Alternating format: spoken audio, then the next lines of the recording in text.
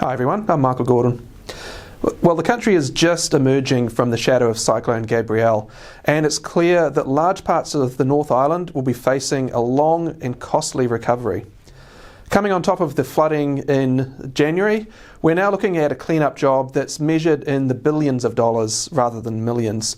Already insurers are comparing this to the Kaikoura earthquake in 2016, which had over $2 billion of insured losses and a lot more damage that wasn't covered by insurance. In my video 2 weeks ago, I talked about the likely effects of the initial round of flooding, so you can take everything I said then and multiply it. To put it in context, New Zealand's annual GDP is around $380 billion, so a clean-up job of this size will make a difference to national activity at the margins, but it's not a game changer. Where we're likely to see more of the impact is through rising prices, whether that's coming from the additional pressure on the building industry, through supply chain disruptions, ruined crops, or insurance premiums.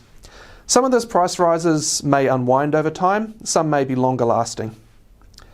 So what does this mean for the Reserve Bank as it prepares for its policy decision next Wednesday? Well, monetary policy is really a tool for managing demand in the economy. The cyclone's impact is more in the nature of a supply-side shock. So there may be upward pressure on prices in the short term, but it's not something that by nature points to repeated inflation. So the general advice in the situation is that the central bank shouldn't respond one direction or the other, over and above what it already needed to do.